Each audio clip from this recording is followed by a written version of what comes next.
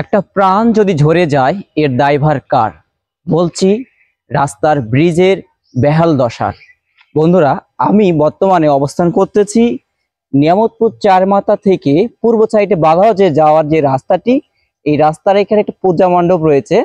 ঠিক এই জায়গায় রাস্তাটা এমন অবস্থা হয়ে আছে, আপনারা দেখতে পাচ্ছেন যে এখানে কিন্তু আসলে কোনোভাবে একটা ভ্যান পার হয়, আর পুরা রাস্তায় কিন্তু রাস্তাটা কিন্তু পুরোটাই ভেঙে আছে।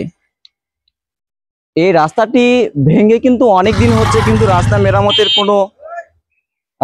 কোনো কিছু আমরা দেখতে পাচ্ছি না। এই রাস্তাটা মেরামত করার দায়িত্ব কার আমি জানি না, চেয়ারম্যানের না মেম্বারের না প্রশাসনের, কার আমি জানি না, কিন্তু আমি চাই এই রাস্তাটি মেরামত হোক।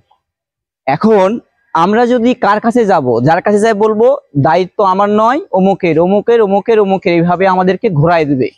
আমরা চাচ্ছি আমরা যেন নিরাপদে এই রাস্তাটা পার হতে পারি। আপনাদের কাছে অনুরোধ, যারা দায়িত্বে রয়েছেন আপনারা একটু দেখবেন এই বালাহরের এই ব্রিজটা যেন খুব তাড়াতাড়ি দ্রুত মেরামত করা হয়। দেখেন, আমি যদি এখান থেকে পার হওয়ার চেষ্টা করি এইভাবে, তাহলে কিন্তু একটা ভ্যান কিন্তু দিতে পার হবে না। আর রাতের বেলা যে কোনো সময় যারা জানে না এই জায়গায় সমস্যা আছে, ভাঙ্গা রয়েছে, তাদের কিন্তু এখানে দুর্ঘটনা ঘটতে পারে।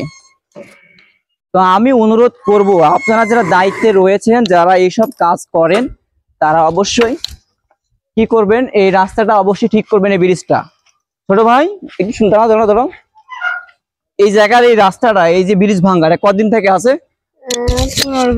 15-20 দিন ধরে কিন্তু এই রাস্তাটার সমস্যা, কিন্তু এই রাস্তাটা কেউ দেখতেছে না।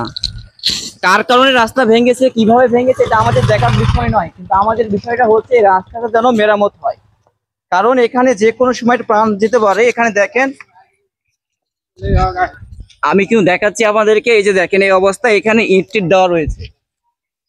আচ্ছা, এই রাস্তাটা কতদিন থেকে এই অবস্থা হয়েছে? আরো আগে থেকে বলছে, আমি যতটুকু দেখেছি, আমি রাস্তাতে খুব কম আসি। এখানে পূজা হয়েছে, পূজার আগ মুহূর্তে কিন্তু রাস্তাটা ভাঙা। অনুরোধ করবো যারা দায়িত্ব রয়েছে তারা এই রাস্তাটা খুব দ্রুত ঠিক করে দেবেন, একটা প্রাণ না ঝরুক এই রাস্তার উপর দিয়ে যাওয়ার সময়।